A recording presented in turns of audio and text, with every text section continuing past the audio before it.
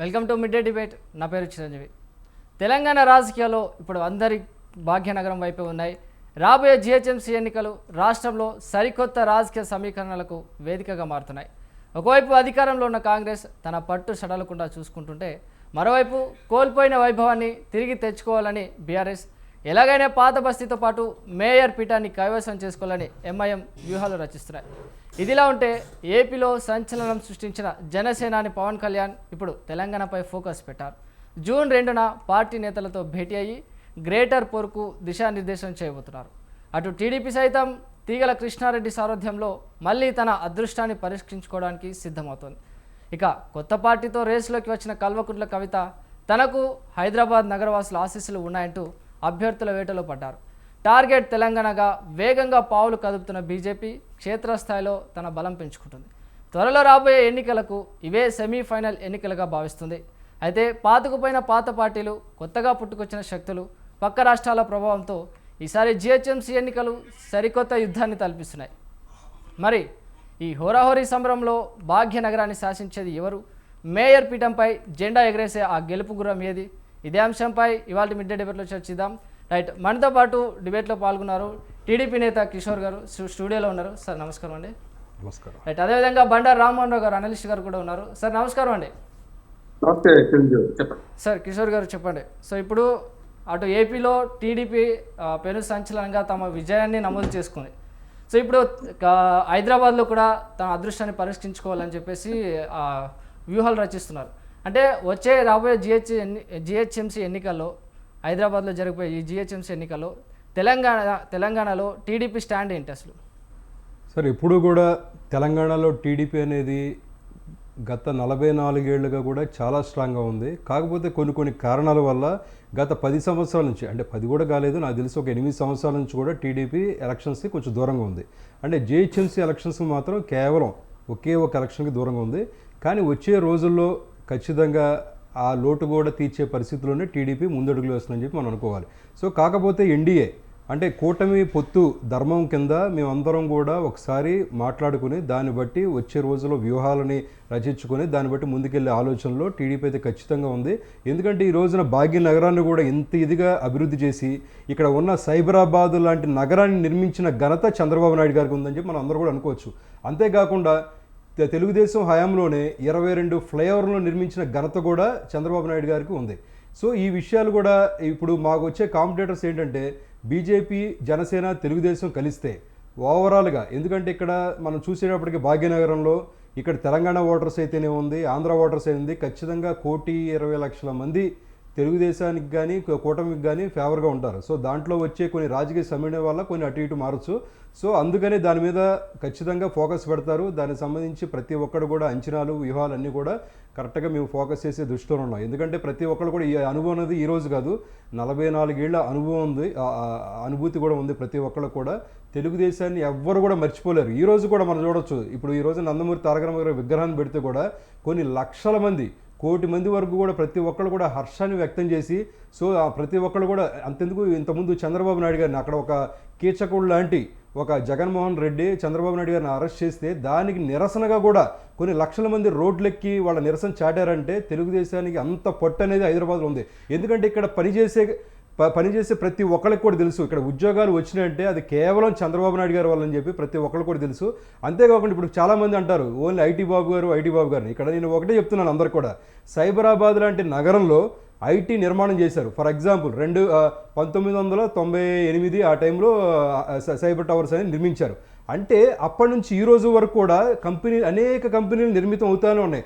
అంటే ఒక ఐటీ పరంగానే చూసుకుంటే, ఒక ఐటీ ఒకటే కాదుగా, ఐటీ పరంగా సాఫ్ట్వేర్ ఇంజనీర్లు వస్తున్నారు. దాన్ని కట్టాల్సిన బిల్డింగ్స్ పరంగా తాపి మేసులు కానీ, వడ్రంగి మేసులు కానీ, లేకపోతే బిల్డింగ్ కన్స్ట్రక్షన్ చేసేవాళ్ళు కానీ, హాస్పిటాలిటీ మేనేజ్మెంట్ కానీ, రోడ్లు వేసే పరంగా కానీ, అంటే అంటే ప్రభుత్వానికి ఎంతో ఆదాయం కూడా వాటి నుంచి వస్తుంది. అంటే డైరెక్ట్గా చూసుకుంటే ఐటీ అనుకుంటే దాని యొక్క అనుబంధ సంస్థలు అనేది కొన్ని వందల వేలలో ఉన్నాయి. అందుకని లక్షల కోట్ల మంది కూడా ఐటీ మీద డిపెండ్ ఉన్నాయి. ఈవెన్ మనం చూసుకోగలిగితే సార్, ఇంతకుముందు తెలంగాణలో కూడా చాలా పంటలు పండించడానికి ఒకవేళ సపోజ్ ఒక 10 ఎకరాల రైతు ఉన్నాడు, ఆ 10 ఎకరాల రైతు కూడా పంట వేసుకున్న తర్వాత పంట గిట్టుబాటు ధర అయినప్పుడు మళ్ళీ వచ్చే పంట వేసుకోవడానికి పైసలు ఉండే కాదు. ఈ రోజున వాళ్ళ పిల్లలు ఉద్యోగాలు సంపాదించి ఆ పంటకి కావాల్సిన డబ్బులు కూడా వాళ్ళు సమకూర్చే పరిస్థితికి వచ్చారంటే ఆడపిల్లలు కూడా వరకట్న సమస్యల నుంచి దూరంగా జరిపి వాళ్ళు కూడా సొంత కాళ్ళ మీద నిలబడుతున్నారంటే ఇదంతా కూడా తెలుగుదేశం వేసిన పునాదని మనం అందరం అనుకోవచ్చు. అది ప్రతి ఒక్కళ్ళు కూడా ఉంది. అందుకని ప్రతి ఒక్కళ్ళు కూడా తెలుగుదేశం మీద ఎప్పుడు పోటీ చేస్తుందా, ఎప్పుడు వస్తామన్నా, ఈవెన్ తెలుగుదేశం అభిమానులే కాదు, ఇప్పుడు ఎవరైతే కొన్ని బీఆర్ఎస్ పార్టీలో గతి లేక బిక్కిమని మూలుగుతున్నారో వాళ్ళు కూడా ఎప్పుడు తెలుగుదేశం పడితే మేము అటు వెళ్ళిపోదామని చెప్పి చూసేవాళ్ళు ఉన్నారు. కాంగ్రెస్ నుంచి ఉన్నారు, ఇతర చాలా పార్టీల నుంచి ఉన్నారు. అన్ని పార్టీల పరంగా మనం మాట్లాడుకోకూడదు. ఖచ్చితంగా తెలుగుదేశం పార్టీకి తెలంగాణలో అంతేకాకుండా జిహెచ్ఎంసీలో పూర్వ వైభోగం రాబోతుంది. రానున్న రోజుల్లో ఖచ్చితంగా జెండా ఎగరబోతుంది. రైట్ సార్, మరి అయితే ఇప్పుడు ఏపీలో కలిసి వచ్చినట్టే ఇక్కడ కూడా జనసేనాని టీడీపీ బీజేపీ కలిసి వచ్చే అవకాశాలు ఉన్నాయా? ఖచ్చితంగా. ఎన్డీఏ కూటమి అంటే ఓవరాల్గా భారతదేశం మొత్తంలో కూడా ఒకటి కిందే ఉంటుంది. అంటే ఏ స్టేట్లో పోటీ చేయాలన్నా సరే ఖచ్చితంగా అందరూ కూడా మనం వాళ్ళు పొత్తు ధర్మం కింద వాళ్ళ ముగ్గురు కూడా మాట్లాడుకోవాల్సిన పరిస్థితి ఉంది. సో ఎలాగైతే ఈ అండమాన్లో కూడా లాస్ట్ టైము 2 సీట్లు తెలుగుదేశం పార్టీకి వచ్చినాయి, 2 సీట్లు వచ్చినాయి, అందులో 3 సీట్లు బీజేపీ వచ్చింది. ఈ 2 పార్టీలు కలిసి అక్కడ కూడా అధికారాన్ని చేజిక్కించుకుని అండమాన్లో కూడా ఇంతకుముందు ఎవరో అన్నారు కొంతమంది మీడియా అనే ముసుగులో కొన్ని దుష్ట శక్తులు అనేది కొన్ని చోట్ల కనబడుతూ ఉన్నాయి. వాళ్ళు ఏమంటారంటే అండమాన్లో నిర్మిస్తారంటగా లోకేష్ అంటే, అరే బాబు నీకు చరిత్ర తెలీదు, నీకు చరిత్ర తెలియకుండా, నీకు అవగాహన లేకుండా, ప్రస్తుత రాజకీయ పరిణామాలు తెలియకుండా ఏదో గుడ్డ గెలిచి మొహాన్ని వేస్తారంటే ఎన్ని కుదరదు. ఖచ్చితంగా కూడా తెలుగుదేశం పార్టీకి పూర్వ వైభోగ్యం అనేది తెలంగాణలో అత్యంత దగ్గరలో రాబోతుంది. అందుకనే కొన్ని కీచక పర్వాలు ఇక్కడ కూడా మొదలుపెట్టడం ప్రయత్నిస్తుంది. ఇప్పుడు ప్రొఫెసర్ ముసుగులో ఉండి ఒక పర్సన్ కూడా ఏం చేశాడు, అక్కడ జగన్మోహన్ రెడ్డికి సపోర్ట్ చేసి ఇక్కడ కొంతమంది దుష్ట శక్తులతో చేతులు కలిపేసి అక్కడ బురద జల్లే ప్రయోగం చేశాడు. సో నేను డైరెక్ట్గా అంటున్నా, అందుకనే ఈ రోజున వాళ్ళు ఎక్కడ వస్తారని చెప్పి వాళ్ళ మీద బురద జాడడానికి కూడా వీళ్ళు ముందుగానే రెడీ అయిపోయారు. వీళ్ళ భయం అది, ఎప్పుడు తెలుగుదేశం పార్టీ వస్తుందా, ఎప్పుడు మేమందరూ కూడా వెనకబడిపోతామని చెప్పి వాళ్ళ బ్యాక్గ్రౌండ్లో కొంతమంది పేటీఎం బ్యాచ్లను పెట్టుకొని ఈ విధమైన దుష్ప్రచారాన్ని చేయబోతున్నారు.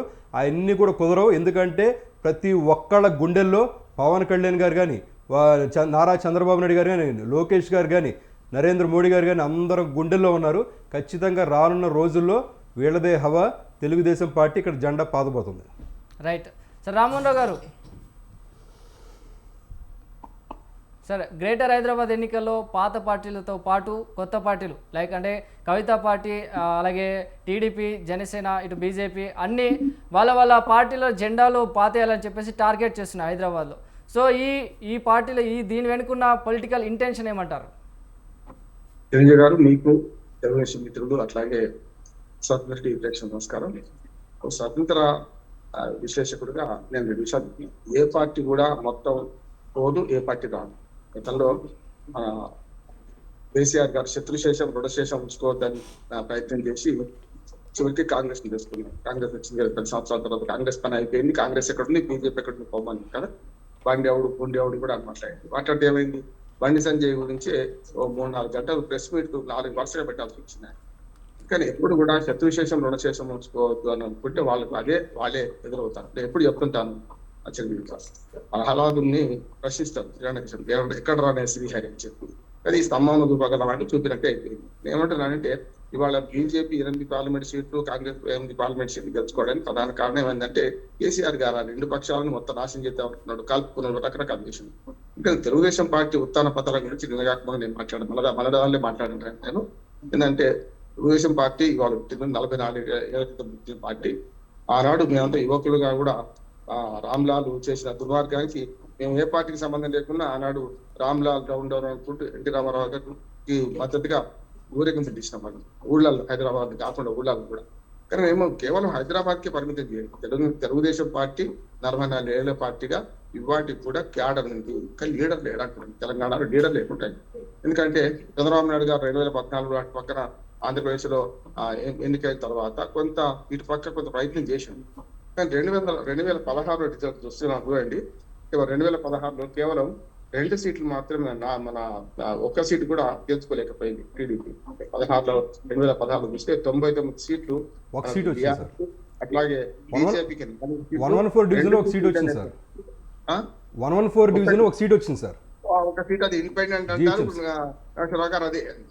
అది సైకిల్ గుర్తు కనుక ఒక సీట్, అది కూడా చెప్తున్నా, ఒక సీట్ ఖాళీ ఉన్నది అది చెప్తాను. ఎందుకంటే 99 సీట్లు టీఆర్ఎస్ గెలుచుకుంది. దానికి కారణం ఏంటంటే ఆనాటి వరకు మేము కొంత పురుగులైన ముద్రించుకుంటాం, హైదరాబాద్ ఉన్న వాళ్ళందరూ తెలంగాణ ఇదే సమస్య లేదు, రాష్ట్రం విడిపోయింది, 2 రాష్ట్రాలు ఒక తెలుగు ప్రజలు ఒకటే అని చెప్పి, తెలుగు జాతి మనది, నిండుగా వెలుగు జాతి మనది అని చెప్పి అదే సినారింటిగా 2గా వెలుగు జాతి మనది అన్నారు. కనుక హైదరాబాద్ లో ఉన్న చాలా మంది ఏం చేశారంటే ఆ 2 ఏళ్ల పరిపాలన 2014 జూన్ లో తెలంగాణ వస్తే 2015, 16 ఫిబ్రవరిలో జరిగిన ఎన్నికల్లో ఖచ్చితంగా వాళ్ళు తెలుగుదేశం బదులు ఆ ఓట్లన్నీ ట్రాన్స్ఫర్ అయ్యి ఎక్కడ అంటే మన టీఆర్ఎస్ ట్రాన్స్ఫర్ అయ్యాయి. 99 సీట్లు వచ్చినాయి.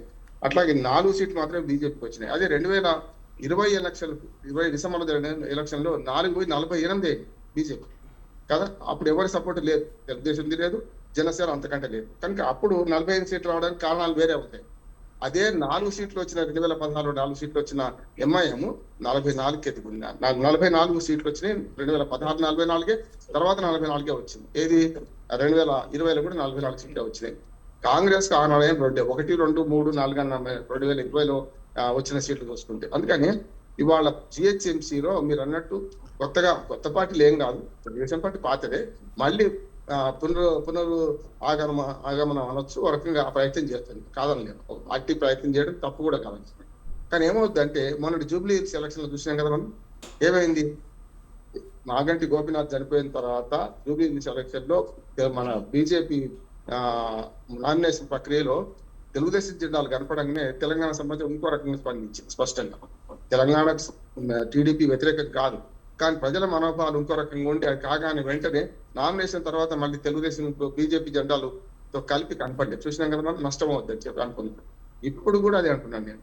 నాకు తెలుగుదేశం పార్టీ మీద ద్వేషంలో ఇది ఏం లేదు, కానీ ఇప్పుడు అదే జరుగుతుంది ఏంటంటే టీఆర్ఎస్ కు ఒక ఊతం ఇచ్చినట్టు అవుతుంది అంటున్నాను. నిజంగా చెప్పానంటే బీజేపీకి తెలుగుదేశం జనసేన మద్దతు ఇవ్వదలుచుకుంటే పరోక్షంగా ఇచ్చి వాళ్ళ ఓట్ల ట్రాన్స్ఫర్ చేయడం కరెక్ట్ అంటున్నాను. ఒక సలహా చెప్తుంది ఏంటంటే 3 కలిసి మళ్ళీ ఎన్డీఏ కూటమి కింద ఇక్కడ పోటీ చేస్తే ఆటోమేటిక్ గా కాంగ్రెస్ అదే ఎత్తుకుంటది, టీఆర్ఎస్ అంతకంటే అడ్వాంటేజ్ తీసుకుంటది. కృష్ణవా ముగ్గురు ఒకటే, మళ్ళీ తెలంగాణలో ఆంధ్ర పాలకుల పెత్తనం మొదలైంది అని ఇప్పటికే రేవంత్ రెడ్డి గారిని ఏమంటున్నారు, గురు శిష్యుడు అంటున్నారు, మాట్లాడుతున్నారు. ఒకనాడు మన కేసీఆర్ ను జగన్మోహన్ రెడ్డి అట్లా మాట్లాడిన సందర్భం ఉన్నాయి. గురు శిష్యుడు కాకపోయినా జగన్మోహన్ రెడ్డిను కేసీఆర్ గారు ఒక్కటే అనే మాట అప్పుడు అంటుంటే ఇప్పుడు అంటున్నారు కదా. ఇప్పుడు ఏమవుతుందంటే ఒకవేళ జిహెచ్ఎంసీ ఎన్నికల్లో టీడీపీకి వాళ్ళు వచ్చేది ఏం లేదు, ఒకటే సీట్ అప్పుడు వచ్చింది కనుక కొత్తగా వచ్చేది ఏం లేదు. కానీ బీజేపీతో జనసేన ఈ టీడీపీ కలిస్తే అనవసరంగా ఎదుటి వాళ్లకు అంటే పక్కన కాంగ్రెస్ కు, ముఖ్యంగా టీఆర్ఎస్ కు ఒక పెద్ద అస్త్రాన్ని చేతికిచ్చినట్టు అవుతుందని నేను అంటున్నాను. ఇప్పటికే మొన్న బాలసుబ్రహ్మణ్యం విగ్రహం, అట్లాగే నిన్నగాక మొన్న ఎన్టీఆర్ విగ్రహం 25 నాడు ప్రారంభించిన మైత్రివనంలో ప్రారంభించిన ఎన్టీఆర్ విగ్రహం, ఇవి ఒక రకంగా చెప్పి తెలంగాణ వాదులను మరొక రకంగా ట్రై చేసే ఉన్నది చూస్తున్నాం. చిన్న వివాదం కూడా తెలంగాణ వాదానికి వాడుకునే పరిస్థితి తీసుకొస్తున్నారు.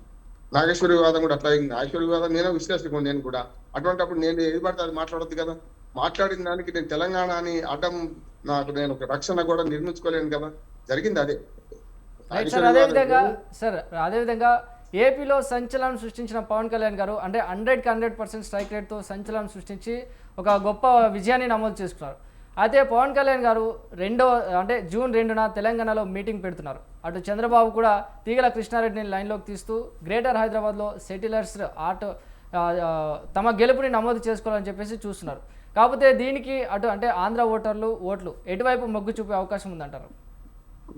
సెటిలర్ అనే పదమే రద్దు చేయాలి, అది సరైనది కాదు.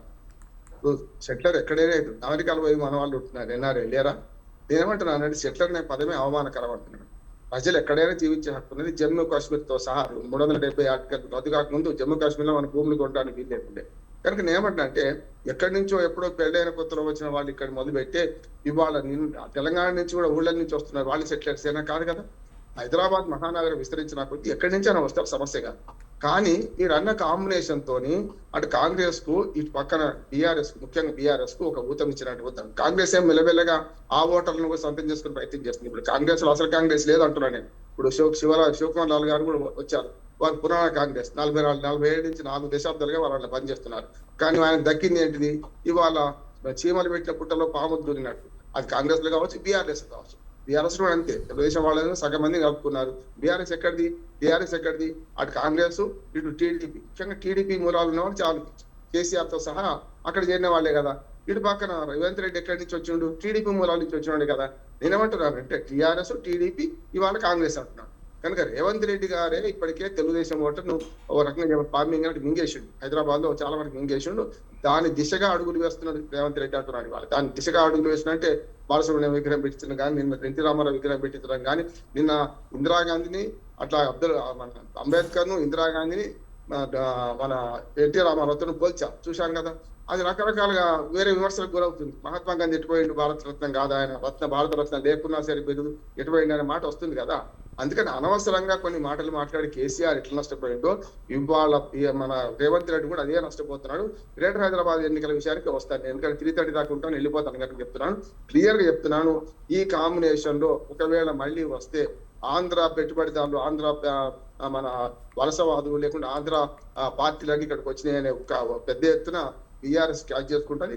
దాన్ని కాదనండి మన కాంగ్రెస్ కూడా ఏమైందంటే మరింత ఆగమైంది. కాంగ్రెస్ ఇప్పటి వరకు కూడా ఫిరాయింపుల ద్వారా మొన్న గద్వాల విజయలక్ష్మి మేయర్ అయింది, కానీ అంతకుముందు చూసుకుంటే ఎక్కడిది లేదు కదా.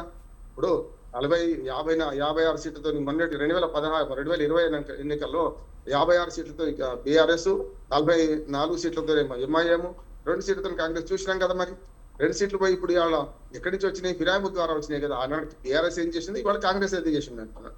ఇవాళ హైదరాబాద్ నగరంలో 3 పార్టీల మధ్యన గట్టి పోటీ ఉంటుంది, 4 పార్టీల మధ్యన. అంటే ఓ రకంగా చెప్పాలంటే కాంగ్రెస్ అధికారంలో ఉంది, కానీ కాంగ్రెస్, ప్రతిపక్ష పార్టీ బీఆర్ఎస్, బీజేపీ ఎట్లా పోరాడుతుంది, దాంతోపాటు ఎంఐఎం ఎట్లా ఉంటుంది. ఇవాళ జిహెచ్ఎంసీలో మరి 3 కార్పొరేషన్లకి ఎన్నికలు జరుగుతాయా, 4 జరుగుతాయా, 3 అయితే విభజించండి. 3 జరిగినప్పుడు ఈ వెళ్ళి వేరే ఉంటుంది. 300 యూనిట్ అయింది, 300 ఇప్పుడు సీట్లు అయింది కదా, కార్పొరేషన్ సీట్లు 300 అయింది. ఇవాళ 150 ఆ నొల్లి వేరే, 150 44 గెలుచుకున్న అదే ఎంఐఎం ఇవాళ హైదరాబాద్ పరిమితం అయితే మిగతా చోట్ల ఎంఐఎం ప్రభావం లేదు కదా. మనం అది కూడా ఆలోచించాలి. ఇప్పుడు పునర్వ్యవస్థీకరణ వల్ల 300 సీట్లలో ఏమైతుంది, 75 అయినాయి కదా. మాలాంటి వాడు ఏమంటున్నాం, 4 చేయండి మహానుభావ, ఎట్లాగూ 4 రకాల 4 సైబరాబాద్ తో సహా 4 సింగర్ సీట్ తో సహా 4 కమిషనర్లు ఏర్పాటు చేశారు. సికింద్రాబాద్ కార్పొరేషన్ కూడా వేరే కావాలని నేను కోరుతున్నా. చాలా మంది అడుగుతున్న సికింద్రాబాద్ కార్పొరేషన్ పోరాట సమితి కూడా ఒకటి ఉంది కదా హైదరాబాద్ ఇప్పుడు మనకు. కనుక రేపు ఏమవుతుంది చదవండి, ఒక మాట నేను గుర్తిస్తాను, ఎందుకంటే నేను వెళ్ళిపోతుంది కనుక. ఇవాళ రేపు 300 సీట్లలో 3 కార్పొరేషన్లు జరిగితే 150 ఒకవైపు ఉంటుంది, 150 75 ఒకవైపు ఉంటుంది. కనుక ఆ 150 ఏం జరుగుతుంది, అట్లాగే ఎంఐఎం ఎట్లా పుంజుకుంటుంది అని చేసుకుంటూ ఇవాళ నేను ఒకటే సలహా ఇస్తున్నాను. తెలుగుదేశం, జనసేన గురించి కూడా చెప్పాల్సి 2 నిమిషాలు చెప్పాల్సి ఉంటుంది. ఇంకా జనసేన అధినేతనే 1కి 100 సార్లు నేను తెలంగాణ రాగానే వారం 10 రోజులు నేను అన్నము నీళ్లు ముట్టలేదు అని మాట మాట్లాడిన వాడికి ఇవాళ తెలంగాణలో ఓటానికి హక్కు లేదనుకున్నాను, స్పష్టంగా చెప్తున్నా. విశ్లేషకుడి కావచ్చు, కానీ తెలంగాణ ప్రజలు భావిస్తున్నారు. తెలంగాణలో ఒకవేళ ఆయన చరిత్ర ఉన్నది, పద్ధతి ఉన్నది. నేను మంచి అభిమాని, నేను పవన్ కళ్యాణ్ మంచి అభిమాని. అది వేరు, ఓటు పెట్టే పవన్ కళ్యాణ్ వేసుకోవచ్చు, అప్పుడు ఏమంటారు చెప్పండి.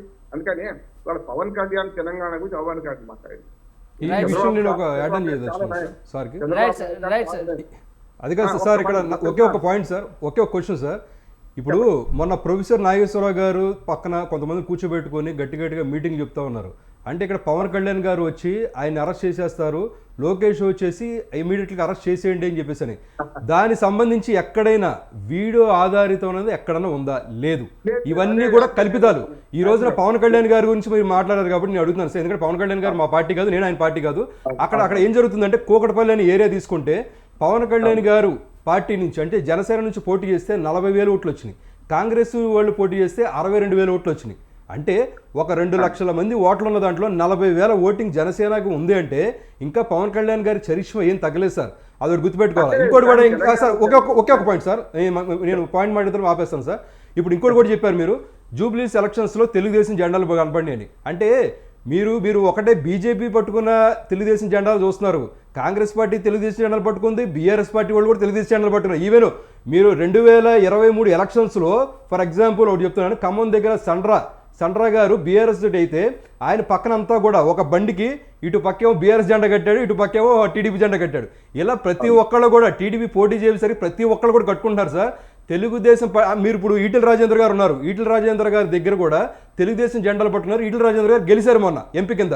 ఇక్కడ ఎక్కడా కూడా అధికారికంగా జూబ్లీహిల్స్ లో టీడీపీ పార్టీ అధికార ప్రకటన ఎక్కడా చేయలేదు మీరు ఇక్కడ పలానా వాళ్ళకి సపోర్ట్ చేయమని. ఎవరు ఇంటర్నల్ గా వాళ్ళ అభిమానం కొద్దీ వాళ్ళు ఎవరికి వాళ్ళు డిస్ట్రిబ్యూట్ అయ్యి ఓట్లు వేసుకున్నారు. అది సార్ సరైన విషయం మీరు కూడా అంగీకరిస్తున్నారు రాజేశ్వర గారు. ఏమంటా అంటే ఇవన్నీ అన్ని పార్టీలు వాళ్ళ తెలుగుదేశం నాయకులు మన ఓటర్ల చుట్టూ తిరుగుతున్నారు కాదంటే అందుకనే కదా ఇవాళ కాదు ఖమ్మంలో మనకు తుమ్మల నాగేశ్వరరావు గారు చేసుకున్నప్పుడు కూడా సంగతి చూడండి, బీఆర్ఎస్ చేసుకున్నప్పటి నుంచి కూడా చూస్తే పూర్తి స్థాయిలో ఈ మూడు మీరు అన్నట్టు వాస్తవాన్ని 3 పార్టీలు కూడా పొందే ప్రయత్నం చేస్తుంది. రేవంత్ రెడ్డి రూపంలో కాంగ్రెస్ పార్టీకి, ఇటు కేటీఆర్ రూపంలో తెలుగుదేశం పార్టీ ఓటర్లను ఎట్లా తీసుకుందాం, నాయకులు లేడు కదా. సమస్య ఎక్కడ తెలుగుదేశానికి సమస్య ఎక్కడ ఉందంటే నాయకులు లేరంటున్నాడు. వాళ్ళ బక్కన నరసింహన్ గారు నిన్న మహానాడులో మాట్లాడిన మాటలు ఏం చెప్పండి, డిక్షనరీ లేదా? ఇప్పుడు ఈ మాటలు కూడా పనికొస్తే రేపు పొద్దున తెలంగాణ వాదులందరికీ కూడా వ్యతిరేకం చేయడానికి పనికొస్తే అంటున్నారు. అందుకని తెలుగుదేశం పార్టీ ఇంత దుర్మార్గంగా మాట్లాడలే అంటున్నారు. పవన్ కళ్యాణ్ గారు మాట్లాడిండ్రు, అయినా సరే ఓట్లు కూకటిపల్లుడు రావడం వేరు. కూకటిపల్లుడు జయప్రకాష్ నారాయణ గారు గెలిచిండ్రు, లోక్సత్తా జయప్రకాష్ నారాయణ గెలిచిండ్రు. ఎట్లా గెలిచిండ్రు? ఆనాడు బీఆర్ఎస్ అసలు తెలుగుదేశం పార్టీ 2 సార్లు పెద్ద పొరపాటు చేసింది. 2009 మహాకూటమి అని చెప్పి ఎవరితో కలిసిండ్రు? బీఆర్ఎస్ తో కలిసిండ్రు. 2019 వచ్చినప్పుడు ఎవరితో కలిసిండ్రు? కాంగ్రెస్ తో కలిసిండ్రు. దుర్మార్గం కదా, 2 వేరు పార్టీలు కదా. అసలు ఎన్టీ రామారావు పుట్టిందే పార్టీ పెట్టిందే కాంగ్రెస్ వ్యతిరేకంగా, ఎట్లాగో బీఆర్ఎస్ వ్యతిరేకంగానే ఉండే కదా టీడీపీ. పివి నరసింహరావు గారిని ప్రధానమంత్రి రికమెండ్ చేసిన కూడా ఎన్టీ రామారావు గారుగా. అదే అందుకని నేను ఏమంటున్నా నాగేశ్వరరావు గారు, మీ పేరు గుర్తులేదు నాకు, కిషోర్ గారు నేను ఏమంటున్నా అంటే మీరు చెప్పే వాస్తవాలు. తెలుగుదేశం పార్టీకి లీడర్ లేకుండా ఇప్పుడు బక్కీ నరసింహులు ఇవాళ తెలుగుదేశం పార్టీ అధ్యక్షుడు కాదు, అరవింద్ కుమార్ గౌడ్ గారు అధ్యక్షుడు గారు, గతంలో ఎల్వి రమణ గాని లేకుంటే కాసాని జ్ఞానేశ్వర ముదిరాజు గాని ఎందుకు పోయినరు? కాసాని జ్ఞానేశ్వర్ ఎందుకు పోయినరు? ఆనాడు అయ్యా 2023లో మనం పోటీ చేద్దాం అన్నాడు, పోటీ చేయనీయలే కదా, అందుకని అడిగిపోయింది కదా. పోటీ చేయని దుకాణం తెలుగుదేశం అనే దుకాణం పెట్టుకొని పోటీ చేయకుండా ఎందుకుందామని పోయింది కదా. అందుకని ఏమంటున్నా అంటే తెలంగాణ సమాజంలో సెన్సిటివ్నెస్ ఎక్కువ, అస్తిత్వ పోరాటం ఇది నడుస్తున్నది. ఇప్పుడు మొన్న 2 విగ్రహాల ఆవిష్కరణలో చాలా పెద్ద ఎత్తున తెలుగుదేశం నడుస్తుంది. మన నాగేశ్వరిది ఎక్కువ పొడిగించొద్దని నేను ఊరుకున్నాను, కానీ నాగేశ్వరి వివాదంలో కూడా మనకు స్పష్టంగా చెప్పానంటే నాగేశ్వరి తప్పు చేసిండు, ఆయన పవన్ కళ్యాణ్ చాలా వైస్ మ్యాన్ గా ఉన్నాడు అంటున్నాను. నేను మన రోజు మాట్లాడితే సొంత టీవీలో నేను స్పష్టంగా చెప్తున్నా, మన పవన్ కళ్యాణ్ నిజంగా మాట్లాడదలుచుకుంటే బీజేపీ మాట్లాడాలి దాని మీద కాదా. ఎందుకంటే అక్కడ ఏం జరిగిందో బీజేపీ వాళ్ళు రెచ్చిపోవాలి కదా, ఎందుకు రెచ్చిపోలే ఇవాళ? అందుకని ఇవన్నీ తెలంగాణ అస్తిత్వం పోరాటం నుంచి వచ్చిన ఉద్యమాలు కనుక ఇవాళ సరిగ్గా నేను చెప్తున్నాను, మూడు కార్పొరేషన్లు అయిపోతే ఎంఐఎం పాత్ర కేవలం హైదరాబాద్ కే పరిమితం అవుతుంది. అంటే హైదరాబాద్ కార్పొరేషన్ పరిమితం అవుతుంది, మిగతా జిహెచ్ఎంసీ లేదు కదా. మిగతా రెండు విడిపోయినాయి అనుకోండి, 3 విడిపోతే అప్పుడు ఏమైతే అప్పుడు వేరేగా ఉంటాయని అంటున్నాను నేను. అప్పుడు ఏమైతే సైబరాబాద్ దిక్కు ఒక రకంగా జరుగుతుంది, ఇటు హైదరాబాద్ దిక్కు మన మల్కాజ్గిరి దాన్ని ఒక రకంగా జరుగుతుంది. ఒకే రకంగా 150 సీట్లలో పోటీ పడ్డ మనం ఏమంటారు సోషల్ అయితే ఉండదు, సోషల్ ఇంజనీరింగ్ చిరంజీవి గారిది. ఇప్పుడు ఎన్నికలు రాజకీయాలను సోషల్ ఇంజనీరింగ్, ఓటు ఎట్లా అవుతాయో ఏం చెప్పలేదు. ఇప్పుడు విజయ్ గెలిస్తే ఎవరైనా ఒకరు ఊహించిందా? నాతో సహా ఎవరైనా ఊహించడమా? ఒక సర్వే చెప్పింది. అందుకని ఇక్కడ ఈ 3 కార్పొరేషన్ల 4 అని తేలిన తర్వాత రేపు తప్పనిసరి ప్రభావం ఉంటది, తెలుగుదేశం ఓటర్లది జనసేన ఓటర్ల ప్రభావం ఉంటది. అప్పుడేమో జనసేన నేను ఒక్క మాట ముగిస్తాను. రేపటి ఎన్నికల్లో ఖచ్చితంగా ఈ 4 పార్టీల ప్రభావం ఉంటది. బీజేపీ, ఎంఐఎం, అట్లాగే మన కాంగ్రెస్, టిఆర్ఎస్ 4 ఉంటది. ఈ 2 పార్టీలు ఏమైతే అంటే కలిసి పోటీ చేస్తారా బీజేపీతో? అంతే కదా, కూటమి అంటే అంతే కదా, కలిసి పోటీ చేస్తారా లేక వెనక నుంచి మద్దతు ఇస్తారా? నా ఉద్దేశం వెనక నుంచి మద్దతు ఇస్తే బీజేపీకి 48 సీట్లు వచ్చినాయి పోయినసారి 2000. ఖచ్చితంగా బీజేపీకి వాళ్ళ అవకాశం లేకుంటే రైట్ సార్, రైట్. అదేవిధంగా మనతో పాటు కాంగ్రెస్ లీడర్ శివకుమార్ గారు ఉన్నారు. సార్ నమస్కారం అండి. నమస్కారం చిరంజీవి. రైట్. అదేవిధంగా బీఆర్ఎస్ లీడర్ యాదగిరి గారు ఉన్నారు. సార్ నమస్కారం మీకు కూడా. నమస్తే. సార్ శివకుమార్ గారు చెప్పండి, సో రాబోయే జిహెచ్ఎంసీ ఎన్నికల్లో కాంగ్రెస్ స్టాండ్ ఏంటి? అంటే ప్రస్తుతం రాష్ట్రంలో అధికారంలో ఉన్నప్పటికీ కూడా గత అసెంబ్లీ ఎన్నికల ప్రకారం చూసుకుంటే హైదరాబాద్ నగర పరిధిలో కాంగ్రెస్కు ఆశించిన స్థాయిలో సీట్లు రాలేదు.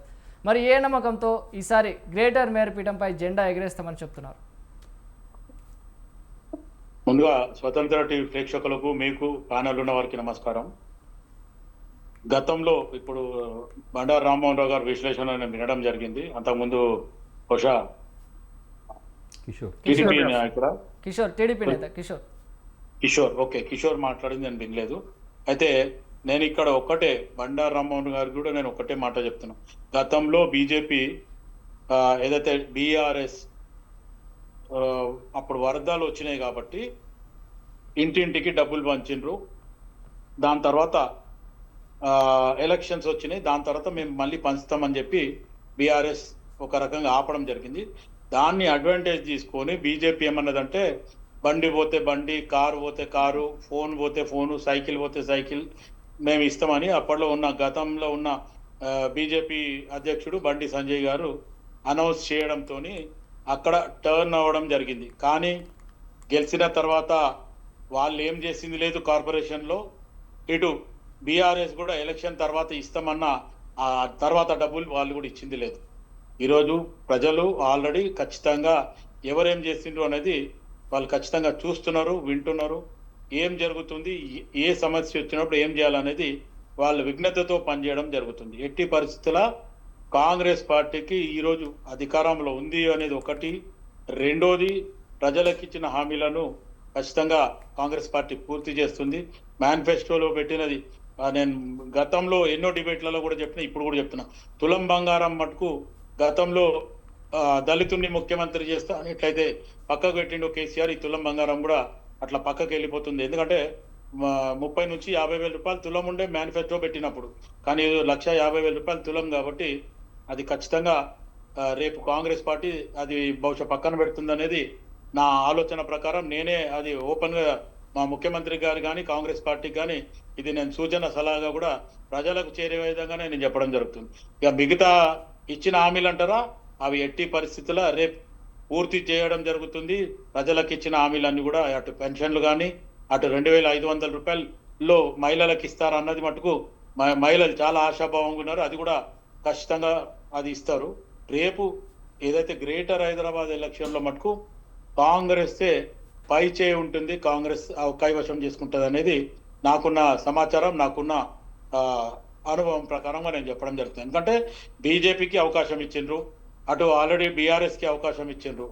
ఇంకా మిగిలింది మీరు ఆలోచించవచ్చు. MIM party right sir. అదేవిధంగా ఏపీలో కూటమి ఉన్న జనసేన అటు టీడీపీలు ఇప్పుడు తెలంగాణ గ్రేటర్ ఎన్నికల్లో విడివిడిగా వాళ్ళ అదృష్టాన్ని పరీక్షించుకోవడానికి వస్తున్నాయి. మరి ఈ రెండు పార్టీల ఎంట్రీ కాంగ్రెస్ ఓటు బ్యాంకు గండి కొడుతుందంటారా? అసలు ఈ రెండు పార్టీలు తమ అదృష్టాన్ని సక్సెస్ చేసుకోగలవా? ఒకటి, ఆల్రెడీ చంద్రబాబు నాయుడు గారు ఇక్కడికి వెళ్ళిపోయేటప్పుడు కేసీఆర్ తోని విభజన జరగడము, లేకపోతే ఆ ఉద్దేశపూర్వంగా ఇక్కడ నుంచి ఆయన వెళ్ళిపోవడము, ఓటుకు నోటు కేసులో చంద్రబాబు కూడా ఉన్నారు అనేది ఒక ఆలోచనతోని మనం ఈసారి నిలబడొద్దు అనే రకంగానే సైలెంట్ ఉండడం జరిగింది.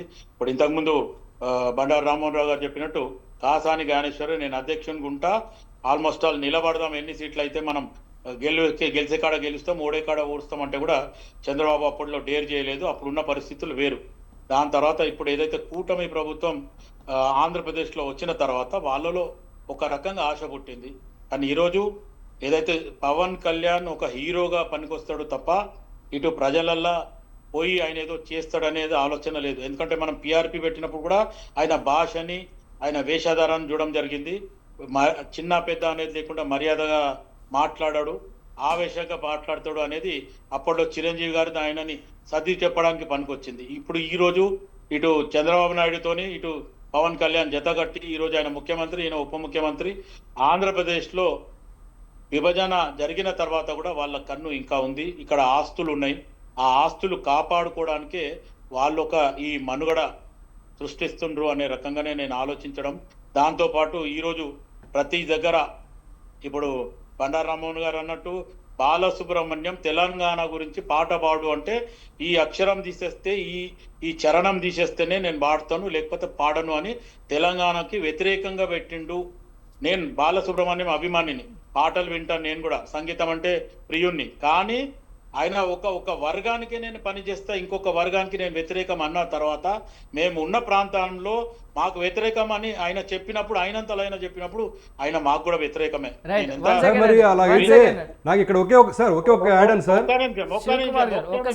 చిరంజీవి గారు let me complete one more and ఒక రకంగా చంద్రబాబు నాయుడు గారు ఆల్రెడీ ఒకప్పుడు నరేంద్ర మోడీతో విధించ జరిగింది, ఆపోజిషన్ గా మాట్లాడడం జరిగింది. నువ్వు ఎంతరాబాయి నా ఎదురుగా నా ఎక్స్పీరియన్స్ ఎక్కువ అనే రకంగా అప్పట్లో చంద్రబాబు మాట్లాడడం జరిగింది. అప్పట్లో నిజంగా కూడా ఆలోచిస్తే చంద్రబాబుకు ఉన్న అనుభవం నరేంద్ర మోదీకి కూడా లేకుండే, అది వాస్తవం ఒప్పుకోవడం. ఎందుకంటే ఆయన నేషనల్ ఫ్రంట్ పెట్టినప్పుడు ఆయనకు అవకాశం ఉండే ఒకవేళ ఇంట్రెస్టెడ్గా ఉండి ఒకవేళ ఆయనకు అనుకూలమైన ముఖ్యమంత్రి క్యాండిడేట్ ఎవరైనా ఉండి ఉంటే ఈరోజు ప్రధానమంత్రి కూడా అయ్యిందంటే కూడా మనం ఆశ్చర్యపోయేది లేదు. అంటే అటువంటి పరిస్థితి కూడా చంద్రబాబుకు ఉండే. కానీ ఆయన ఏపీ పాలిటిక్స్ని వదిలి నేను పోను అనే రకంగా ఒక ఖచ్చితంగా ఉండు అప్పుడు ఉమ్మడి ఆంధ్రప్రదేశ్లో.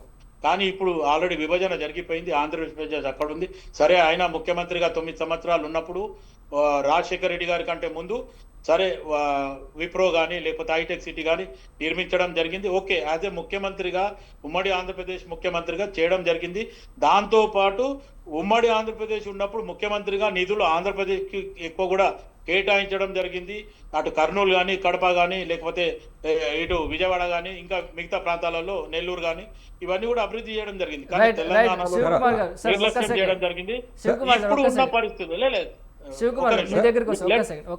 సార్ అందుకోసమే మీరు కాంగ్రెస్ వాళ్ళు తెలుగుదేశం పార్టీ అదే చంద్రబాబు నాయుడు గారిని పవన్ కళ్యాణ్ గారిని దగ్గరుండి మీరు తిట్టేస్తున్నారు. అందుకనే సార్ మొన్న మీ ఎమ్మెల్యే అనుకుంటా మాదిల సామెల ఆయన ఎవరున్నారు, సామెల్ గారు ఎమ్మెల్యే, ఆయన పవన్ కళ్యాణ్ గారిని చంద్రబాబు నాయుడు గారిని నోటుకు వచ్చినట్టు మాట్లాడుతున్నారు. ఇక్కడ మీరు ఉండడానికి వీలు లేదు, మీరు పోవాలా, మీరు ఎందుకు వస్తున్నారని. సార్ ఇక్కడ హైదరాబాద్లో సైబరాబాద్ లాంటి నగరాన్ని నిర్మించి ఇంత ఇక్కడ ఉన్న మీరే ఒప్పుకున్నారు. ఇప్పుడు ఉమ్మడి ఆంధ్రప్రదేశ్లో చాలా వరకు చేశారు. ఎన్టీ రామారావు గారు అయితే తెలంగాణ చాలా వరకు ఉద్ధరించాడని చెప్పి ఒప్పుకుంటున్నారు. అలాంటి వాళ్ళని మీరు మీ కాంగ్రెస్ నాయకులతో ఇలాగా దూషించడం ఎంతవరకు కరెక్ట్? సరే దూషించారు, పక్కన పెడదాం. First of all professor Nageswara గారి విషయంలో వీళ్ళిద్దరు దూషించారు. అదే ప్రొఫెసర్ నాగేశ్వరరావు పక్కన మనుషులు ఒక నలుగురు కూర్చోబెట్టుకొని రేవంత్ రెడ్డి ఒక కావలి కుక్క చెప్పుతో కొట్టాలి అన్న వాళ్ళని మట్టుకు మీరు వాళ్ళ మీద ఎటువంటి యాక్షన్ తీసుకోకుండా అది తప్పు పట్టకుండా ఒక పక్క ఆంధ్ర వాళ్ళని మీరు మాట్లాడతా, లేదంటే పవన్ కళ్యాణ్ గారిని చంద్రబాబు నాయుడు మాట్లాడడం ఎంతవరకు కరెక్ట్ అంటారు సార్? అది మీరు సమర్థిస్తున్నారా? కిషోర్ గారు, నేను ఒకటి చెప్తున్నా. నేను ఇంతకుముందు ఒక మాట చెప్పిన, బాలసుబ్రహ్మణ్యం మీదనే నేను చెప్పడం జరిగింది. తెలంగాణ పదం వాడకుండా నేను ఈ పదం తీసేస్తేనే వాడతా, లేకపోతే లేదు. నేను మిమ్మల్ని తప్పట్టట్లేదు. నేను అన్నది మీ ఎవరైతే కాంగ్రెస్ ఎమ్మెల్యే ఉన్నారో సామిలి గారి గురించి మాట్లాడుతున్నాను. నేను సామి గారి గురించి అడుగుతున్నాను. మనోభావాలు దెబ్బతినకుండా పని చేయమని చెప్పి నేను చెప్తున్నాను. ఒకవేళ ఇటు చంద్రబాబు నాయుడు అయినా సరే, అటు పవన్ కళ్యాణ్ అయినా సరే, అవసరమైతే ఈ రోజు మా కాంగ్రెస్ పార్టీ ముఖ్యమంత్రి రేవంత్ రెడ్డి అయినా సరే, ఒకవేళ పవన్ కళ్యాణ్ కి చంద్రబాబు నాయుడికి మేము వతస్సు పలుకుతా, నేను వాళ్ళు చెప్పిన మాటనే వింటా, నేను టీడీపీ కంట్రోల్లోనే పనిచేస్తా అంటే మటుకు ఏ రకంగా కూడా ఒప్పుకునే. టీడీపీ కంట్రోల్ ఎందుకు పనిచేస్తున్నారు సార్? అంటే మీరు ఇప్పుడు రేవంత్ రెడ్డి గారు టీడీపీ కంట్రోల్ పనిచేస్తున్నారు మీరు అంటున్నారు. మీరు అదే కదా మీరు చెప్పేది? ఏమండి ఇప్పుడు రేవంత్ రెడ్డి గారు టీడీపీ కంట్రోల్లో పనిచేస్తున్నారా?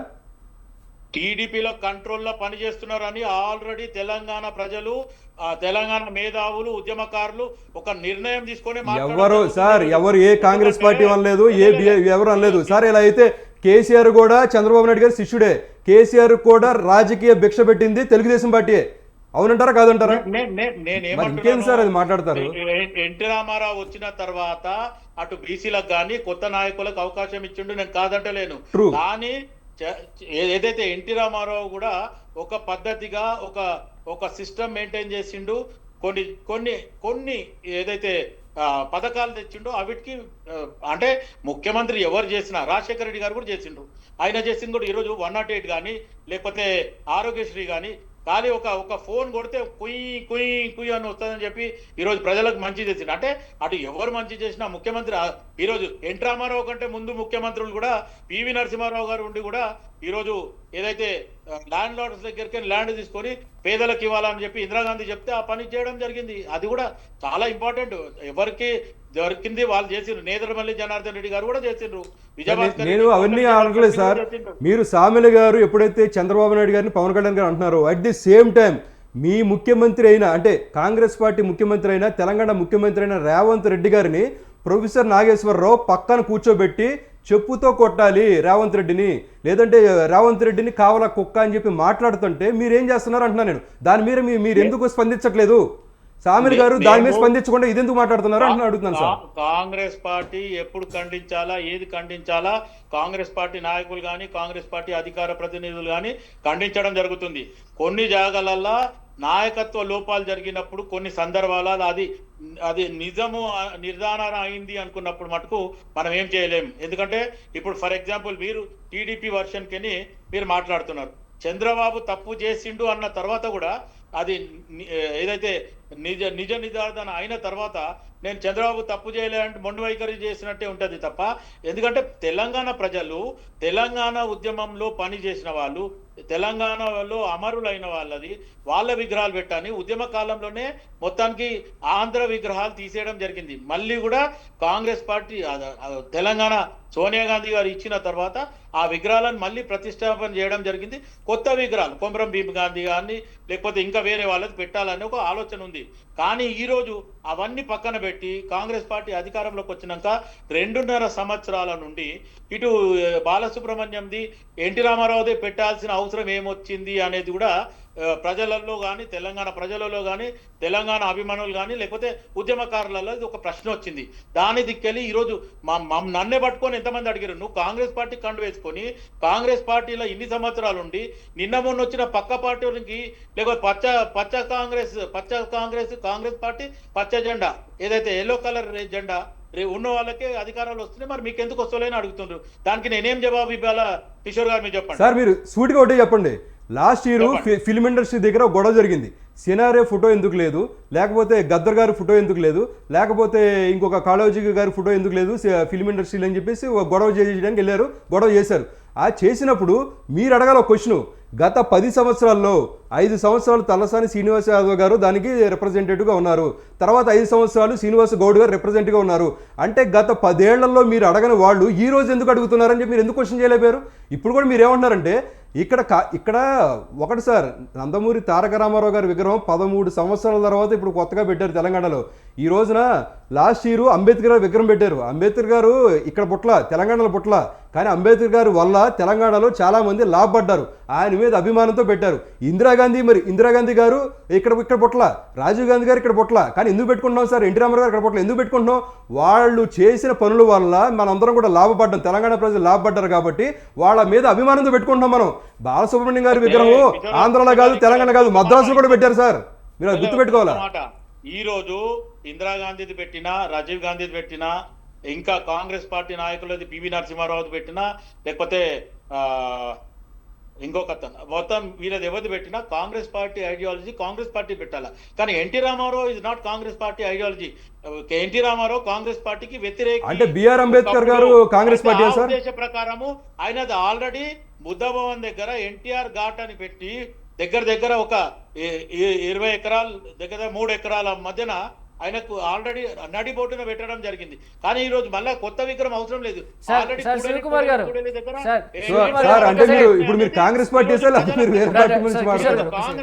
గారు సార్ మన టాపిక్ వచ్చేసి జిహెచ్ఎంసీ ఎన్నికలు. ఇది మనకి స్టాచ్యూ మీదకి వెళ్తుంది. మనం జిహెచ్ఎంసీ ఎన్నికల గురించి మాట్లాడుకుందాం సార్.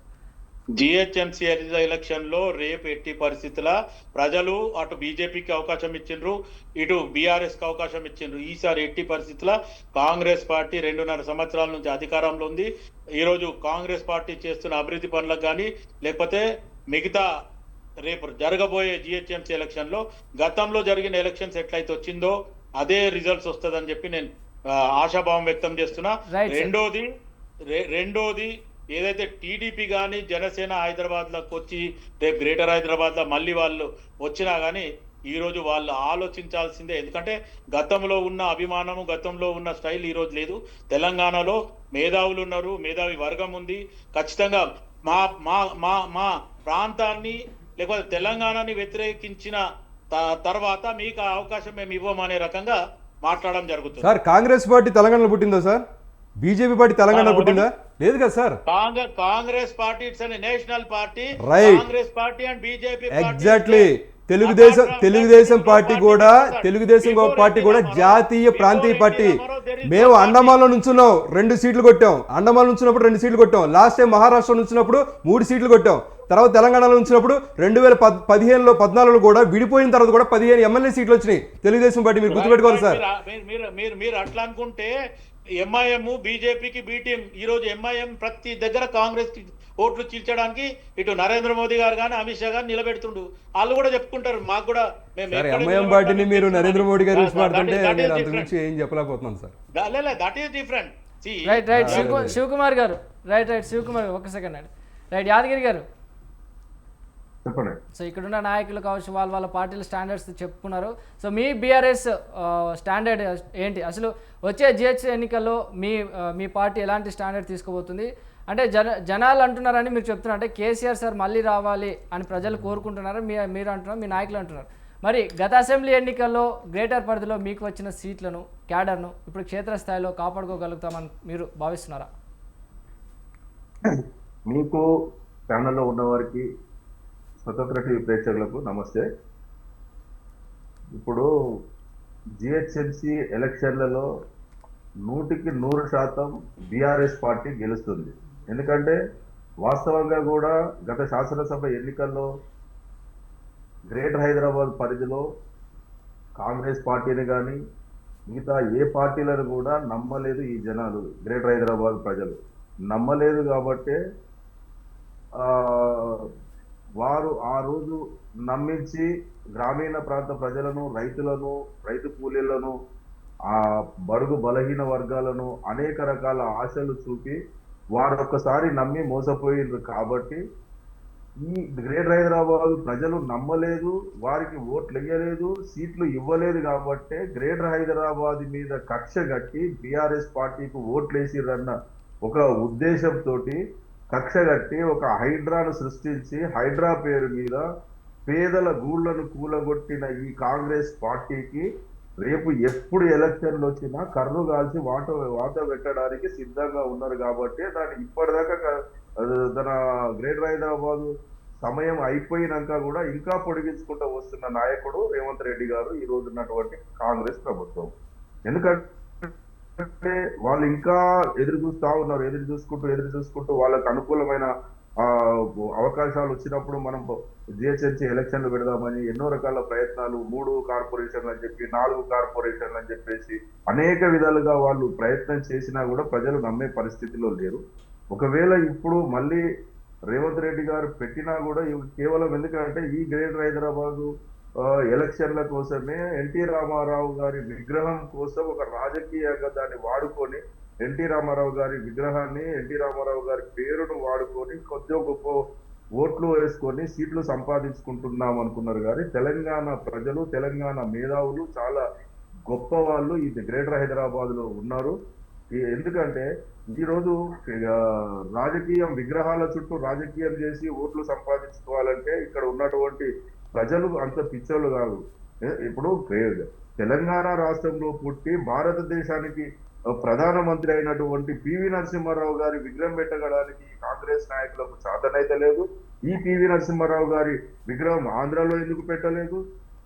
ఇంకా తెలంగాణలో ఉన్నటువంటి అనేక మంది మేధావులది ఆంధ్రలో పెట్టలే. కానీ ఒక ఆంధ్ర నాయకుడి విగ్రహం, సరే ఒక ఎన్టీ రామారావు అంటే అందరికీ గౌరవమే ఉండొచ్చు, కానీ రాజకీయాల కాడికి వచ్చినప్పుడు మన ప్రాంతీయ అస్తిత్వం కాడికి, తెలంగాణ అస్తిత్వం అభిమానం కాడికి వచ్చినప్పుడు ఖచ్చితంగా తెలంగాణ బిడ్డలుగా మనం కొట్లాడాల్సిన అవసరం ఉంటది. కానీ తెలంగాణ జై తెలంగాణ అనే నాయకుడు ముఖ్యమంత్రి అయ్యాడు కాబట్టి తెలంగాణ గురించి ఆయనకు ఎలాంటి సంబంధం లేదు. కాబట్టి ఈ రోజు ఎన్టీ రామారావు బొమ్మ చూపించుకొని చంద్రబాబు నాయుడు గారి డైరెక్షన్ లోనే ఆయన పిసిసి పంపించుకుంటూ చంద్రబాబు నాయుడు గారి డైరెక్షన్ అయిన సీఎం అయ్యాడు. ఈ రోజు రేపు కాంగ్రెస్ పార్టీ పక్కన పెట్టినా కూడా అదే టీడీపీ పార్టీలకు వెళ్ళి ఒకవేళ టీడీపీ, బీజేపీ, జనసేన అనే కూటమి ద్వారా కూడా ఆయన మళ్ళీ టీడీపీని ఈ ప్రాంతంలో, తెలంగాణ ప్రాంతంలో నిలబెట్టాలన్న ఉద్దేశంతో మాత్రమే ఆ ప్రస్తావన తీసుకొచ్చారు. ఏం మాట్లాడిండండి రేవంత్ రెడ్డి గారు? అంబేద్కర్ ఎక్కడ, ఎన్టీ రామారావు ఎక్కడ, ఇందిరాగాంధీ ఎక్కడ?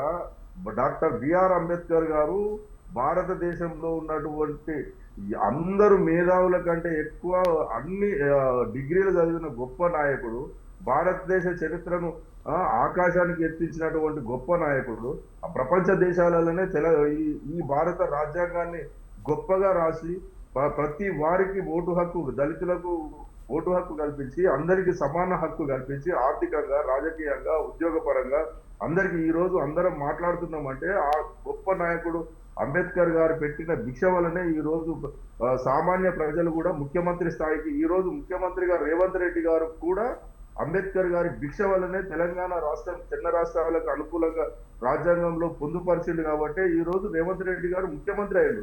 అలాంటిది గొప్ప నాయకునికి ఎన్టీ రామారావు గారికి తోటి ఏ విధంగా పోలికలు ఉంటాయండి? అదే విధంగా ఇందిరాగాంధీ గారి గురించి మాట్లాడుతున్నారు. ఇందిరాగాంధీ గారికి స్ఫూర్తి అంటాడు. ఎన్టీ రామారావు గారు ఇందిరాగాంధీ గారికి ఆశయాలు. ఇందిరాగాంధీ గారికి కాంగ్రెస్ పార్టీకి వ్యతిరేకంగానే కదండి ఈరోజు ఆనాడు ఎన్టీ రామారావు గారు ఢిల్లీలో తెలుగు జాతి ఆత్మగౌరవం దెబ్బతిన్నదని చెప్పేసి కాంగ్రెస్ పార్టీకి రైట్ సార్, రైట్. శివకుమార్ గారు ఈ నాయకుడు మీరేం చెప్తారు? సో యాదగిరి గారు అంటున్నారు, సో దానికి మీరేం చెప్తారు? కాంగ్రెస్ పార్టీ వ్యతిరేకంగా పుట్టిన party TDP party, NT Rama Rao garu నిర్మించిన పార్టీ.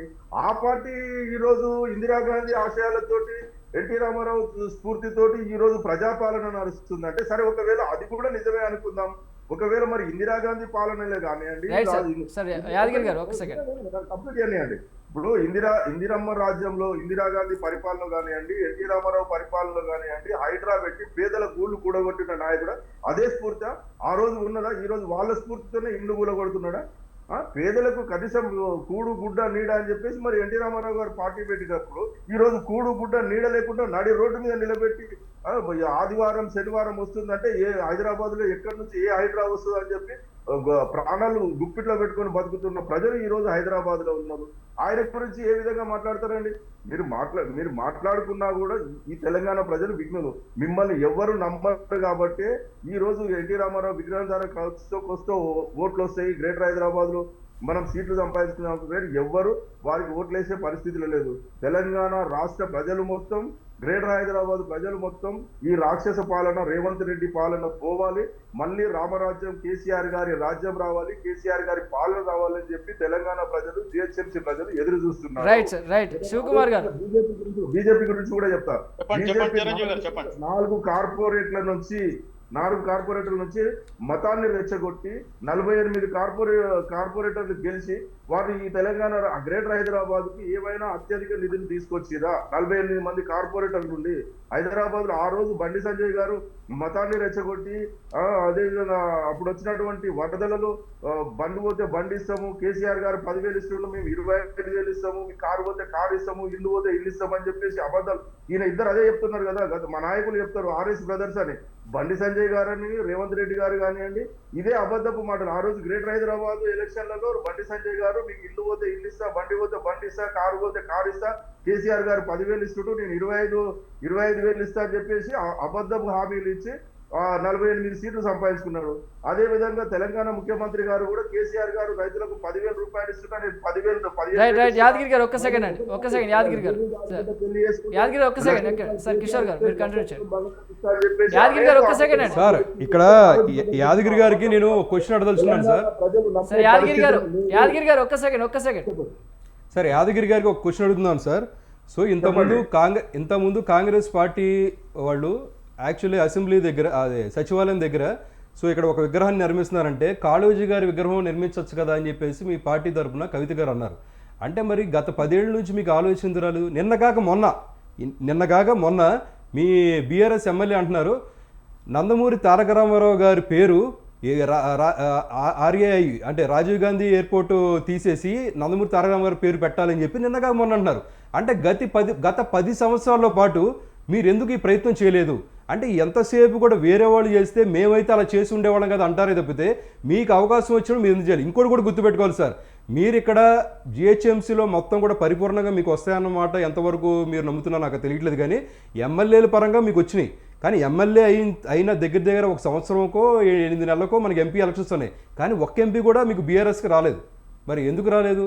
సో ఆల్రెడీ బీఆర్ఎస్ నుంచి వెళ్ళిపోయిన మా కవితక్క కూడా ఏముంటుందంటే ఎంతసేపు కూడా బీఆర్ఎస్ వాళ్ళు ఈ విధంగా అలిగేషన్స్ చేశారు, సో అక్కడ దీంట్లో ఇంత అమౌంట్లు నొక్కారు, ఇన్ని ల్యాండ్లు కబ్జాలు చేశారు, లేకపోతే ధరణిలు ఇన్ని మోసాలు చేశారని చెప్పి ఎవరో బయట వాళ్ళు చెప్పట్లా, కవితక్కే చెప్తున్నారు.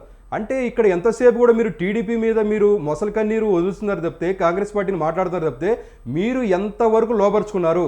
నందమూరి తారక రామారావు గారి పేరు ఎయిర్పోర్ట్కి ఎందుకు పెట్టలేకపోయారు? ఎందుకంటే ఆ ల్యాండ్ ఎక్వైర్ చేసింది చంద్రబాబు నాయుడు గారు, ఆ ప్రపోజల్ తీసుకొచ్చింది చంద్రబాబు నాయుడు గారు. హకీంపేట ఎయిర్పోర్ట్ అవ్వాల్సింది కూడా మొదటి ప్రపోజల్ పెట్టింది హకీంపేట ఎయిర్పోర్ట్ పెడితే వైమానిక దళం వాళ్ళు ఏమన్నారంటే ఇక్కడ కరెక్ట్ కాదు, మీరు అటే పొండి అంటే NH-44, 795 ఇవన్నీ కూడా దరిదాపులో ఉంటాయి, రైల్వే స్టేషన్ కూడా దరిదాపులో ఉంటుందని చెప్పి 5,500 ఎకరాలు ఆయన తీసుకొచ్చి దాన్ని కూడా గ్రీన్ఫీల్డ్ ఎయిర్పోర్ట్ కింద ప్రపోజల్ పెట్టి, ఇదంతా కూడా ఎప్పుడు జరిగింది సార్? ఇది 1998 అక్టోబర్లో స్టార్ట్ చేస్తే 2004 వరకు కూడా ప్రమోషన్స్ ఇవన్నీ కూడా తీసుకొచ్చేసి పర్మిషన్స్ తీసుకొచ్చి కాంట్రాక్టర్స్ని తీసుకొచ్చి 2 కాంట్రాక్టులు జిఎంఆర్ ప్లస్ మలేషియన్ గ్రూప్ వాళ్ళకి కాంట్రాక్టులు ఇచ్చి ఇవన్నీ కూడా తీసుకొచ్చి కొబ్బరికాయ కొట్టి మొత్తం స్టార్ట్ చేసింది చంద్రబాబు నాయుడు గారు. చేసిన తర్వాత అక్కడ కూడా ఇంకోటి కూడా ఉంది. వాళ్ళు ప్రపోజల్ పెట్టినప్పుడు మీరు ఎక్కడ కూడా 190 కిలోమీటర్ల లోపల ఎక్కడ కూడా వేరే ఎయిర్పోర్ట్ పెట్టకూడదు, ఆల్రెడీ బేగంపేట ఎయిర్పోర్ట్ ఉంది కాబట్టి అది మీరు మూసివేయాలి. ఎందుకంటే ఆ కండిషన్స్లో ఉంది సార్, ఆ జీవోలో కూడా ఉంది. ఎందుకంటే అప్పుడు హెచ్ఏఎల్ బెంగళూరు నుంచి హెచ్ఏఎల్ వాళ్ళు కానీ ఇక్కడ నుంచి బేగంపేట ఎయిర్పోర్ట్ కానీ మొత్తం 20,000 మంది అధికారులు అందరూ కూడా వచ్చి రోడ్ల మీదకి వచ్చి నిరసన తెలియజేస్తే ఖచ్చితంగా మేము అది ఓపెన్ చేస్తామని చెప్పి అది ఓపెన్ చేసి 2011-12 టైంలో ఫ్లైట్లు పంపించారు మీరు. మరి ఇంత చేసిన తర్వాత దీని అంతటి మూల కారణం చంద్రబాబు నాయుడు గారు అయితే దానికి సంబంధించిన నందమూరి తారక రామారావు గారు అయితే మీరు పేరు పెట్టకుండా 10 ఏళ్ల పాటు మీరు సైలెంట్గా కూర్చొని ఈ రోజున కాంగ్రెస్ పార్టీ వాళ్ళు అక్కడ బొమ్మ పెడితే మీరు ఎయిర్పోర్ట్ గురించి ఎలా మాట్లాడతారు సార్? అంటే మీరు అంతా కూడా అయిపోయిన తర్వాత మొత్తం తగలెట్టేసిన తర్వాత వచ్చి నీళ్ళు కోసం ఎదుర్కొనే పరిస్థితి చేస్తారు మీరు. కిషోర్ గారు, మనకి ఎక్కువ టైం లేదండి. ఫైనల్గా సో మీరు ఏం చెప్తారు అంటే మీరు తెలంగాణలో మీ జెండాని, మీ పార్టీ జెండాను ఎగరేయాలని మీరు చూస్తున్నారు. అటు టీడీపీ, జనసేన, బీజేపీ ముగ్గురు కలిసి ఎన్డీఏ పార్టీ తెలంగాణలో మీ జెండాని పాతేయాలని మీరు చూస్తున్నారు. అటు కాంగ్రెస్ పార్టీ ఏమంటున్నారు, పవన్ కళ్యాణ్ ఓన్లీ ఈ సినిమా హీరోకి మాత్రమే పనికొస్తారు, రాజకీయాలకు కాదు. అటు ఇంకా చంద్రబాబు పరంగా వస్తే గతంలో ఉన్న అభిమానులు, గతంలో ఉన్న నమ్మకం ఇప్పుడు లేదు. సో ఏదేమైనా కాంగ్రెస్ పార్టీని వస్తుందని కాంగ్రెస్ పార్టీ అంటున్నారు. ఇటు బీఆర్ఎస్ వాళ్ళు కూడా పోయిన సంవత్సరంలో కేటీఆర్ గారు మీరు చంద్రబాబు నాయుడు గారి గురించి గొడవలు చేసుకోవాలంటే ఆంధ్ర పోండి అని చెప్పేసి అంటేనే కదా సార్ అందరూ కసి తీరా బీఆర్ఎస్ పార్టీ నోటిపించింది. రైట్, మనకి ఎక్కువ టైం లేదు సార్, కన్క్లూజన్ ఇచ్చండి మీరు ఫైనల్ గా. శివకుమార్ మీ దగ్గరికి వస్తారు సార్, మీరు ఫైనల్ కన్క్లూజన్ ఇచ్చండి సార్. ఈ రోజున ఏదైతే ఇంతకుముందు ప్రభుత్వాలు ఉన్నాయో అవి ఖచ్చితంగా తెలంగాణ ప్రజల్ని ఎంతోవరకు మోసం చేసి అని చెప్పి మన కళ్ళ కట్టినట్టు. ఎందుకంటే ఈ పార్టీ వాళ్ళు ఆ పార్టీ వాళ్ళని, ఆ పార్టీ వాళ్ళు ఈ పార్టీ వాళ్ళు అంటున్నారు. మేము ఎందుకంటే ఈ రోజున హైదరాబాద్ నేను చెప్పను, సైబరాబాద్కి పునాదులు వేసింది, ఈ రోజున ఇన్ని లక్షల మందికి, కోట్ల మందికి ఆశ్రయంగా కల్పించింది తెలుగుదేశం ప్రభుత్వము. నందమూరి తారక రామారావు గారి చర్యల వల్ల కానీ, 22 ఫ్లైఓవర్లు నిర్మించిన చంద్రబాబు నాయుడు గారి వల్ల కానీ అభివృద్ధి కేవలం తెలుగుదేశం పార్టీ వల్లే జరిగిందని చెప్పేసి ప్రతి ఒక్కళ్ళు కూడా చెప్పే పరిస్థితి ఉంది. ఈ రోజున అందరి యొక్క అభిమానం కానీ లేదా వాళ్ళ యొక్క పల్స్ రేట్ కానీ ప్రతి ఒక్కరు కూడా తెలుగుదేశం ఎప్పుడు వస్తుందని చెప్పి కేడరు, ఇందాక సార్ చెప్పినట్టుగా నాయకులు ఇంతకుముందు లేకపోవచ్చు. నాయకులు అనేవాళ్ళు పుడతానే ఉంటారు, కొంతమంది సైలెంట్గా ఉండొచ్చు, కొంతమంది వేరే పార్టీ వాళ్ళ ప్రలోభాలకు గురయ్యి తప్పక ఆ పార్టీలో వెళ్ళిన పరిస్థితులు కూడా మనం చూసాం. ఇవన్నీ కూడా తెరదీసే సమయం వచ్చింది సార్. ఖచ్చితంగా తెలుగుదేశం పార్టీకి రానున్న రోజుల్లో అత్యంత పునరుద్ధీకరణ చేయడంతో పాటు అత్యంతమైన అద్భుతమైన రిజల్ట్స్ రాబోతున్నాయి, అది ఖచ్చితంగా మేము నమ్ముతున్నాం. రైట్ శివకుమార్ గారు ఫైనల్ కన్క్లూజన్ ఇచ్చాను సార్, మనకి టైం లేదు. అవునవును, ఒక 5 మినిట్స్ నాకు ఇవ్వు. నేను ఆల్రెడీ కిషోర్ గారికి సీదా ఒక సూటి ప్రశ్న. నేను ఇది మన రాజకీయంతోనే ముడిపడి ఉంది, నేను అందుకే ఈ సబ్జెక్ట్ మళ్ళీ లేవనెత్తున్నా. అడ్వెంచర్ క్లబ్ ఆఫ్ ఆంధ్రప్రదేశ్ అనేది 1991లో మేము స్థాపించడం జరిగింది. మా మిత్రుడు రంగారావు, నేను, ఇంకా సురేష్, తర్వాత శ్రీకాంత్ రెడ్డి అని చెప్పి ఒక 4 కలిసి 1991లో స్థాపించడం జరిగింది. రంగారావు దానికి మొత్తం ప్రెసిడెంట్, నేను వైస్ ప్రెసిడెంట్. అయితే విభజన జరిగిన తర్వాత ఈరోజు అడ్వెంచర్ క్లబ్ ఆఫ్ ఆంధ్రప్రదేశ్ అట్లనే పేరు ఉంది, అదే రిజిస్ట్రేషన్ నంబర్ ఉంది. ఇటు తెలంగాణ వచ్చిన తర్వాత adventure club of Telangana state అని అక్కడికి కూడా ఇక్కడికి కూడా మా బాడీ ఉంది. అక్కడ ఆంధ్రాలో కొంతమంది బాడీని తీసుకోవడం జరిగింది. కానీ ఈరోజు ఆంధ్రప్రదేశ్లో అడ్వెంచర్ యాక్టివిటీస్ కానీ, రాక్ క్లైంబింగ్, ట్రెక్కింగ్, లేకపోతే రాఫ్టింగ్ కానీ ఇవన్నీ చేద్దామంటే అక్కడ నువ్వు తెలంగాణని చేయొద్దని చెప్పి మా రంగారావుని అబ్జెక్షన్ చేయడం జరుగుతుంది. ఇక్కడ ఆ తెలంగాణకు వస్తే మటుకు మీరు విగ్రహాలు పెట్టవచ్చు, మేమే అది చేసినాం, మేమే ఇది చేసినాం అని చెప్పొచ్చు. ఈ రోజు మీకు లేని ఐడియా సాహస క్రీడల గురించి మేము మాట్లాడితే అక్కడ ఒక ఆర్గనైజేషన్ రన్ మన చిరంజీవి 1 సెకండ్ చాలా సీరియస్ వాడు. ఒక్క నిమిషం ఆగండి, ఒక్క నిమిషం నువ్వు మధ్యలో మాట్లాడితే ఆయనకు ఎట్లా అర్థమవుతుంది? ఒక organisation adventure club of Andhra Pradesh అని. Right Yadagiri garu sir final conclusion. Sir Shivakumar garu మీ వాయిస్ చెప్తున్నా బాస్, నువ్వు అటు కిషోర్ కి ఎక్కువ టైం ఇస్తున్నావు, మాకు ఇక్కడ టైం లేదు. First half, second half, third half మాట్లాడుతున్నప్పుడు నువ్వు నన్ను బ్రేక్ చేస్తే ఏమన్నట్టు? Let me complete. నన్ను 5 నిమిషాలు ఎక్కువైనా పర్లేదు, you just wait for me. ఎందుకంటే ఒక అడ్వెంచర్ క్లబ్ ఆఫ్ ఆంధ్రప్రదేశ్ అది ఉమ్మడి ఆంధ్రప్రదేశ్ ఉన్నప్పుడు 91లో తర్వాత ఇప్పుడు ఈ 2013-14లో విభజన జరిగిన తర్వాత adventure club of Telangana state అనేది ఉన్నాక కూడా ఆంధ్రప్రదేశ్లో అడ్వెంచర్ యాక్టివిటీస్ చేస్తామంటే మా వాళ్ళు ఉన్నారు, మేమే చేస్తాం, మీరు రావద్దని అటు అరకులో కానీ ఇంకా వేరే ప్రాంతాల్లో కానీ విజయవాడలో కానీ తిరుపతిలో కానీ ట్రెక్కింగ్ కానీ అవన్నీ చేయనీయకుండా మీ ఆర్గనైజేషన్ మా వాళ్ళకి అప్పచెప్పు అనే మొండి వైఖరి చేస్తున్నారు. కానీ అదే తెలంగాణ వస్తే తెలంగాణలో పెత్తనం చేసి మళ్ళీ రామారావు విక్రమ్ సార్ మీలాంటి వాళ్ళు వస్తారంటే ఎంతో మందిని ఆదరించారు. కిషోర్ గారు ఇలాంటి కంపెనీలు MNCలు ఎన్ని కూడా ఆదరించారు. మీరు కూడా ఖచ్చితంగా మీరు అవ్వాల్సిన కాంటాక్ట్ పర్సన్ మీరు డిపెండ్ అయి ఉంటారు సార్. కిషోర్ గారు ఒక్క సెకండ్ రైట్. ఇదేండి ఇవాళ మన డిబేట్లో పాల్గొన్నటువంటి కిషోర్ గారికి, అలాగే శివకుమార్ గారికి, అలాగే యాదగిరి గారికి, బండారు రామారావు గారికి థ్యాంక్ యూ, ధన్యవాదాలు. సో ఇది ఇవాళ మిడ్ డే డిబేట్. రేపు మరో అంశంతో మళ్ళీ కలుద్దాం. అంటిల్ దెన్ కీప్ వాచింగ్ స్వతంత్ర.